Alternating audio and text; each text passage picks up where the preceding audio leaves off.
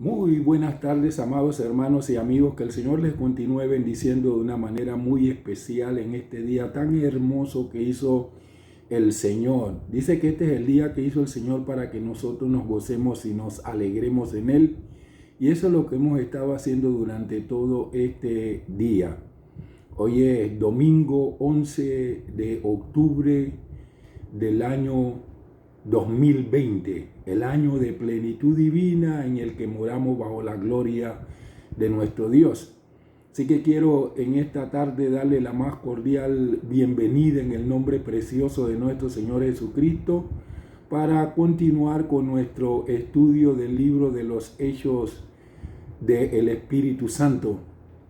En el día de hoy que vamos a estar hablando la parte final del capítulo número 4, hay un personaje maravilloso, un personaje que siempre me ha llamado la atención y que he estudiado mucho sobre él.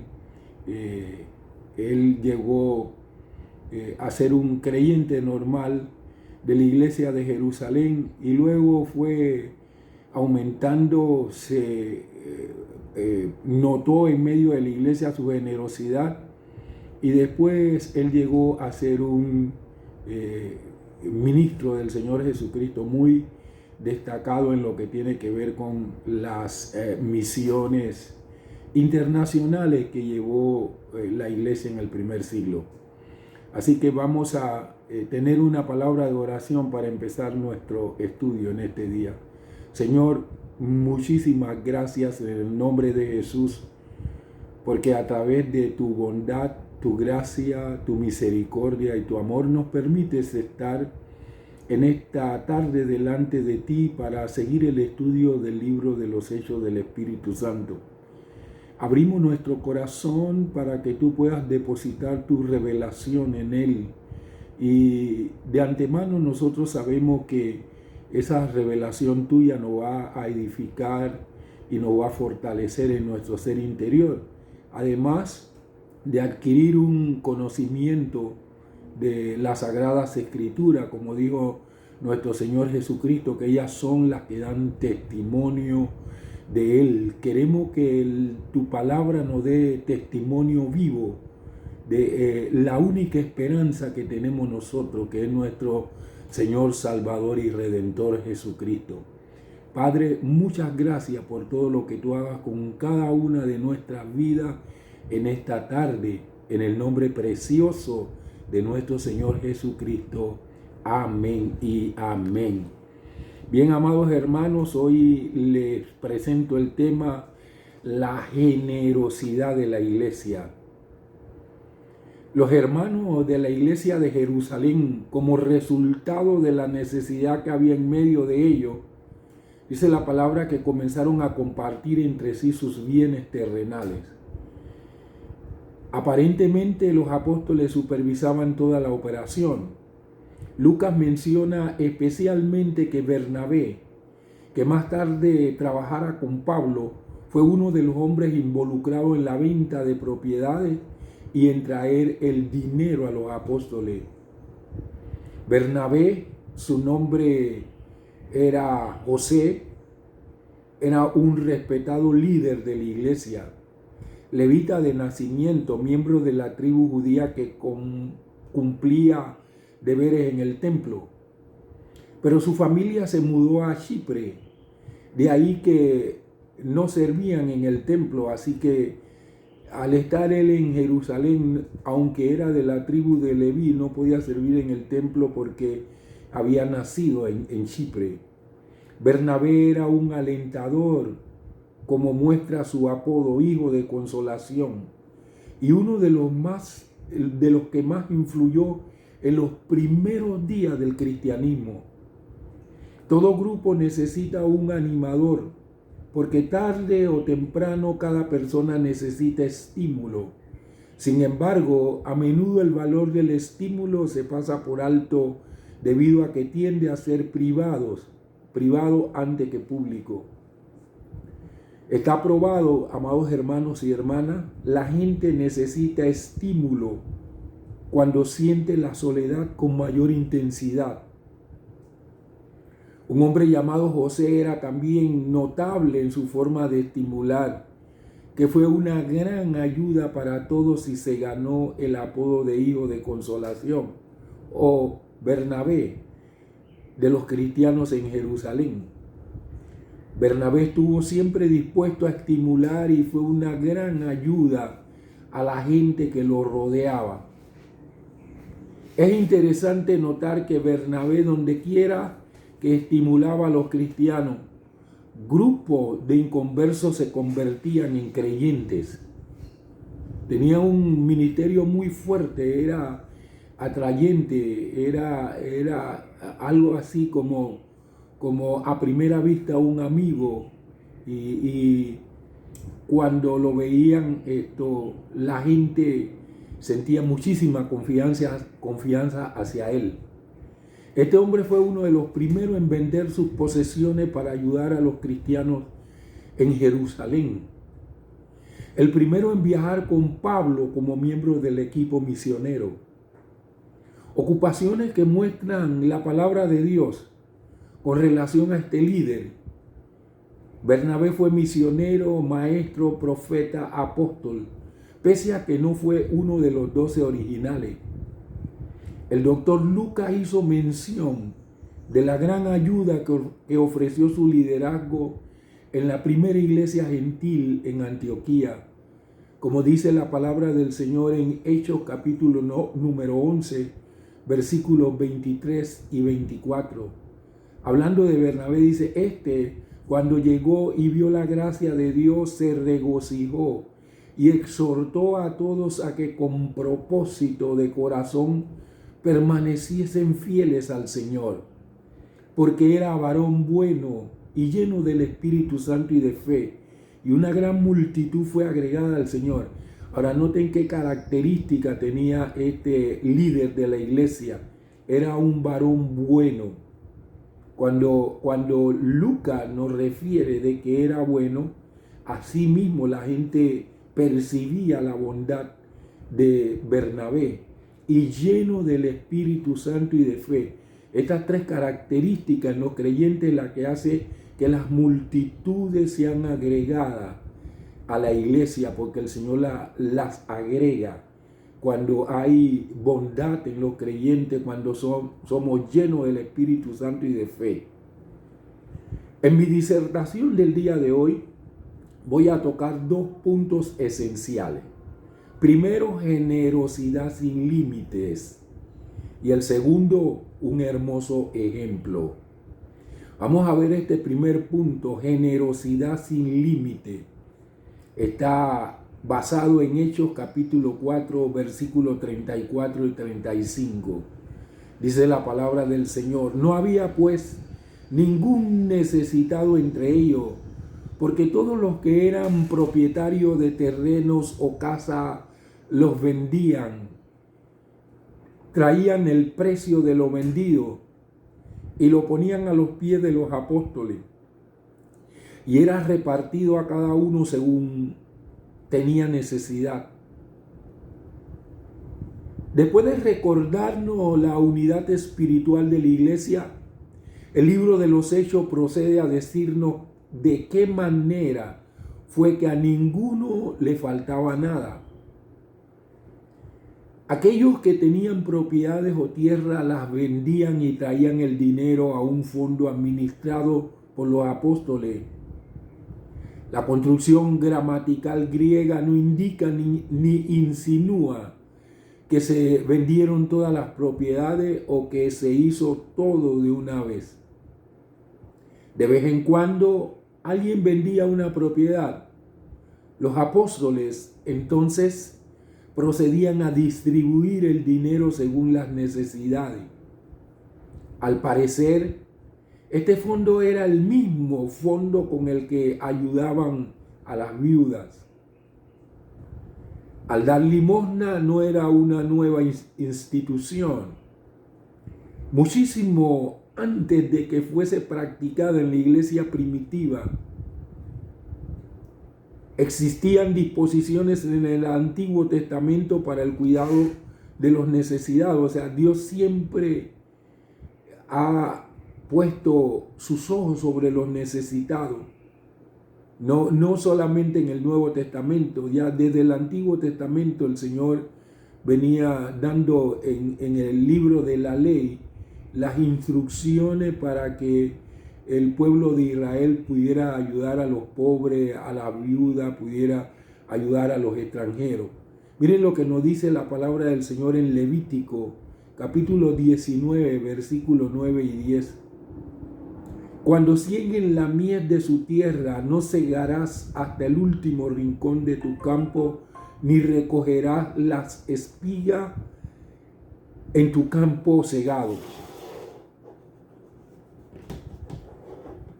¿Saben, amados hermanos? El versículo 10 dice, tampoco rebuscarás tu viña, ni recogerás las uvas caídas de tu viña. Las dejarás para el pobre y para el extranjero. Yo, el Señor tu Dios. Cuando a nosotros nos tocó ir a restaurar lo que fue la iglesia cuadrangular de ahí de Avenida A, en aquel entonces se llamaba Segunda Iglesia Cuadrangular de Avenida A, y hubo una situación muy penosa, una disputa grande entre la denominación y algunos que se habían salido que querían tomar ese templo para su nueva organización. Y esto fue público porque salió en los periódicos y todas estas cuestiones, y una disputa en medio del Chorrillo con esta cuestión de este templo. Cuando Dios nos mandó a restaurar la iglesia en este lugar, en este templo, el Señor nos dijo, ustedes lo primero que van a hacer es poner un comedor infantil. Y entonces nosotros hicimos el esfuerzo, arreglamos la cocina en la parte de atrás, adecuamos todo y fuimos al Ministerio de Salud y logramos poner un comedor infantil que le daba alimento a los niños de lunes a viernes y el día domingo.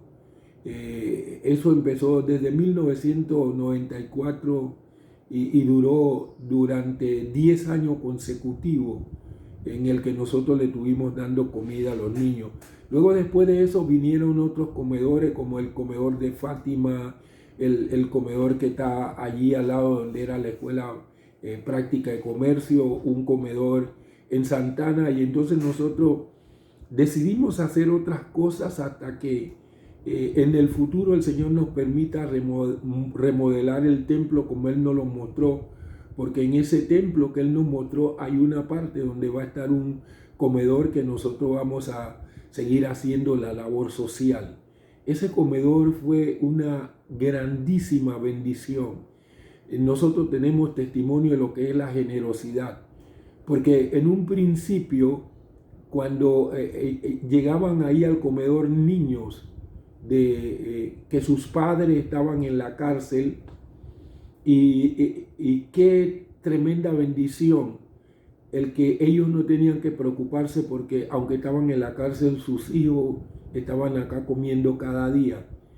Y ese testimonio le llegó a la cárcel y ellos nos escribieron, nos mandaron a decir que estaban profundamente agradecidos con nosotros por la labor social que estábamos haciendo con sus hijos.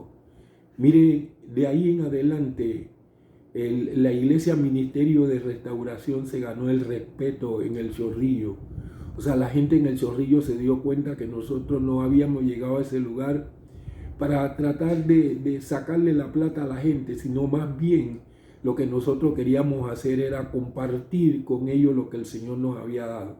Fue una gran bendición. No hay un lugar en el Chorrillo que no conozca la Iglesia Ministerio de Restauración. A causa de este comedor que el Señor nos hizo poner durante 10 años consecutivos.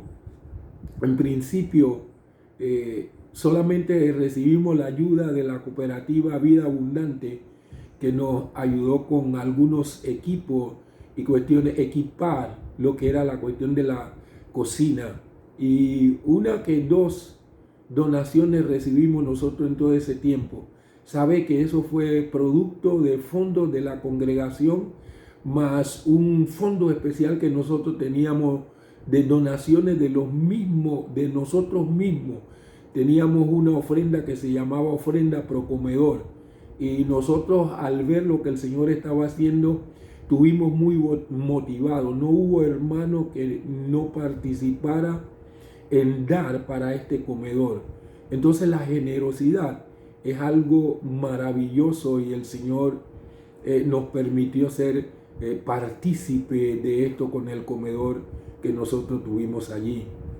Mire también lo que dice la palabra de Dios en Levítico 23:22.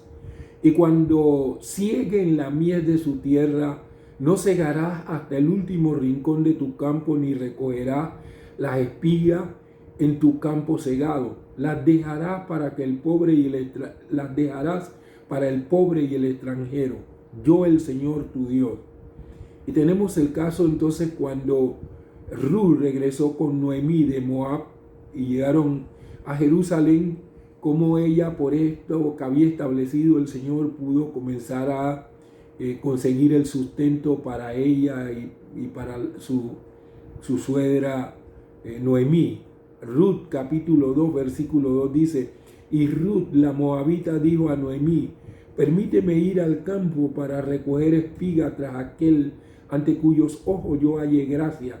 Y ella respondió: ve, hija mía. Y de ahí en adelante nosotros conocemos toda la historia de Ruth hasta llegar a ser una del árbol genealógico de nuestro Señor Jesucristo. En ningún lugar de las Sagradas Escrituras se encuentra mejor expresado el espíritu general del cristianismo en lo que respecta a la ayuda de los necesitados que en Primera de Juan 3:17, donde dice: pero el que tiene bienes de este mundo y ve a su hermano tener necesidad y cierra contra él su corazón, ¿cómo mora el amor de Dios en él? O sea que el amor de Dios se expresa no solamente con palabras, se expresa con hechos. Hay un evangelio social de nuestro Señor Jesucristo. Cuando Jesús dijo: estuve enfermo y me fuiste a visitar, tuve hambre y me diste de comer, tuve sed y me diste de beber, tuve frío y me vestiste. Hay un evangelio social que nosotros tenemos que no solamente de palabras, sino de acción, también mostrar que realmente Dios nos ha creado en Cristo Jesús para buenas obras. Mediante la fiel y consciente observancia de la ley del amor, nos parece que el cristianismo deja que las manifestaciones particulares de misericordia en favor de los enfermos sean determinadas por el tiempo, el lugar y las circunstancias.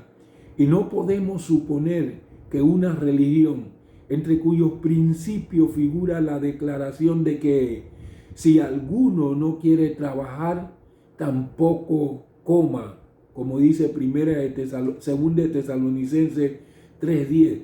O sea, hay cosas bien establecidas.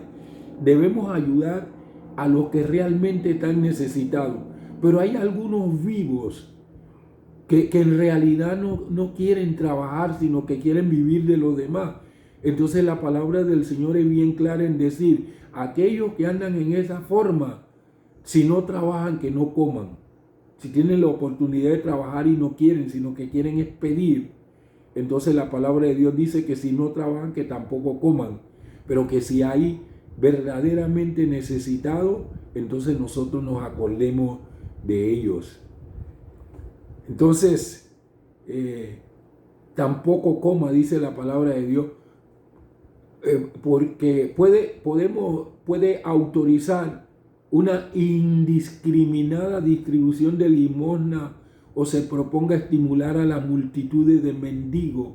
Si realmente nosotros no miramos bien cuando vamos a hacer esta labor social, nosotros entonces estaremos autorizando a algunas personas vagos, esa es la palabra, estaríamos autorizando a algunos vagos de manera indiscriminada en la distribución de limosna, y propagaríamos así estimular a las multitudes de mendigos que andan a la deriva en algunas partes del mundo, y que algunos son porque realmente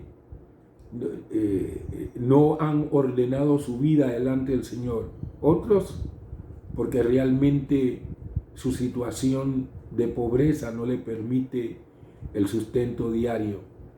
El enfático lenguaje empleado por el Señor Jesucristo y otros, como dice Lucas 3:11, respondiendo les decía: el que tiene 2 túnicas dé al que no tiene, y el que tiene comida haga lo mismo. O sea, siempre Jesús insistió en que nosotros tenemos que ayudar a los pobres, a los desvalidos. Eso fue el lenguaje, fue y es el lenguaje de amor de nuestro Señor Jesucristo. Miren lo que dice también Lucas capítulo 6, el versículo 30.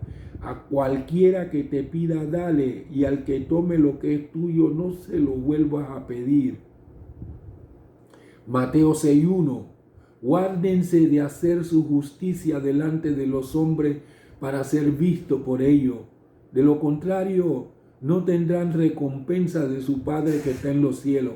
Cuando verdaderamente nosotros somos motivados a hacer esa labor a través del amor, entonces nosotros vamos a recibir recompensa.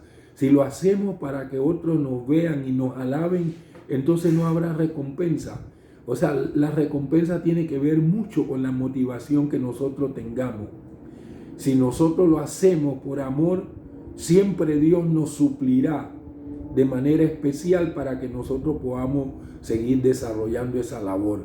Si lo hacemos para que otros nos vean, llegará el momento en que lo que nosotros usábamos se terminará, porque todas las cosas las tenemos que hacer para que nuestro Dios sea glorificado.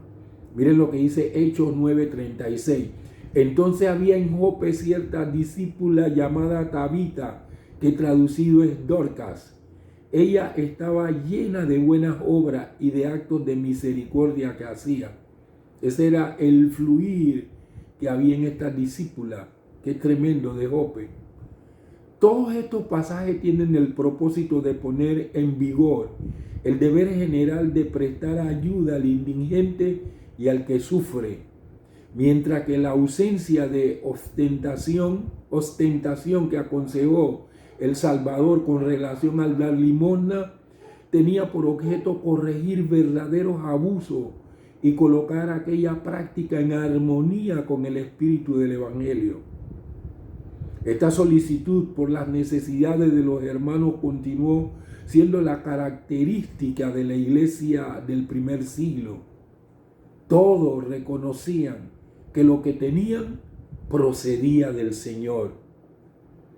Aunque poseyeran bienes, propiedades o negocio y los tuvieran a su nombre, en realidad le pertenecían al Señor.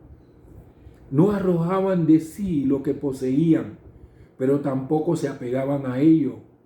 No lo llamaban suyo propio porque de corazón ya lo tenían todo abandonado por Cristo.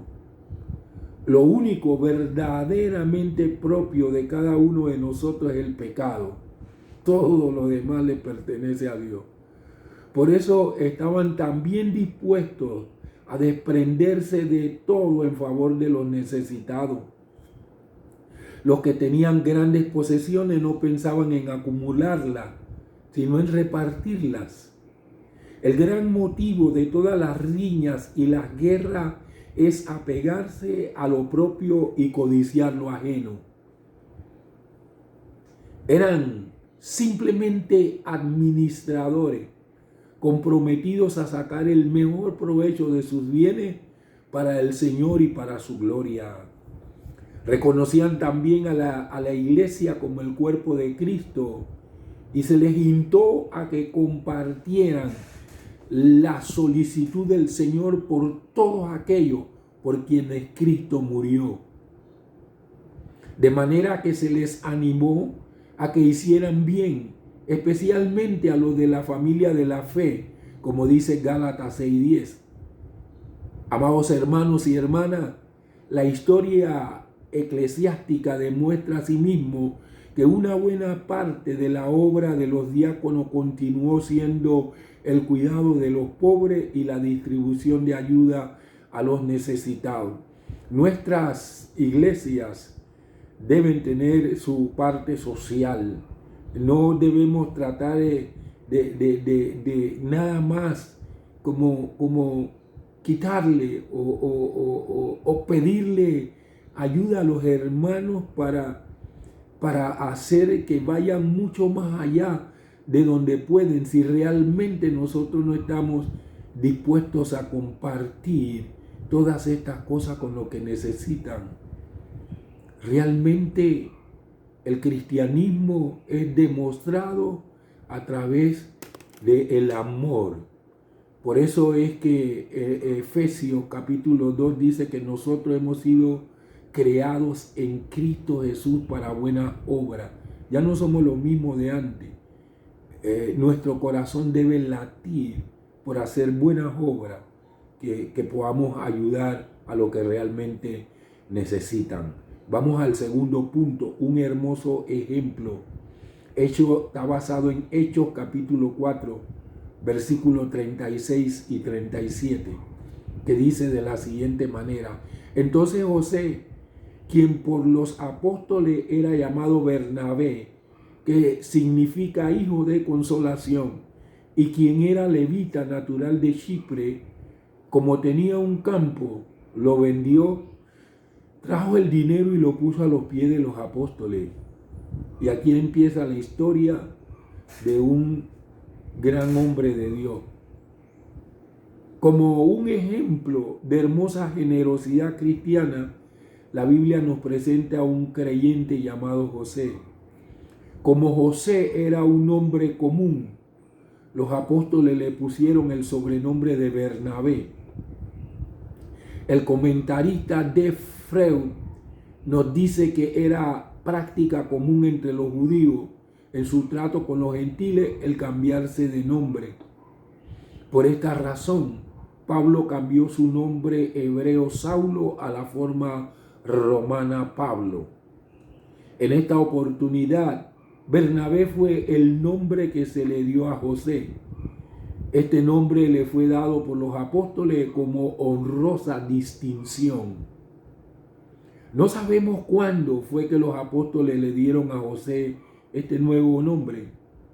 Algunos consideran que le pusieron este sobrenombre en esta ocasión, puesto que el significado del nombre Bernabé cuadra con el ánimo que él proporcionó aquí. La Biblia parece indicar, sin embargo, que Bernabé ya tenía este nombre. Es evidente, asimismo, que los apóstoles lo conocían muy bien.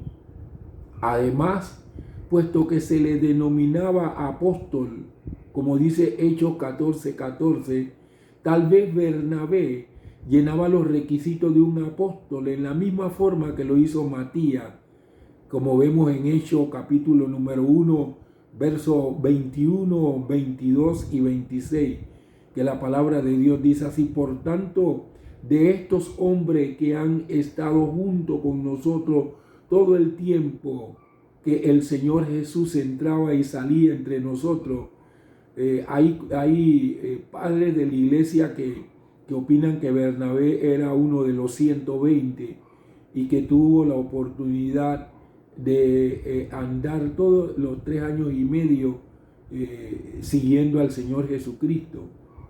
Y esa es la razón por la cual cuando se hizo el avivamiento de Antioquía, entonces los apóstoles, sabiendo que él tenía las cualidades por haber seguido al Señor Jesucristo, los designaron para que él fuera el enviado allá a la iglesia de Antioquía. Y sobre todo porque como él había nacido en Chipre, entonces tenía algo más o menos de conocimiento acerca de la manera como pensaban los gentiles.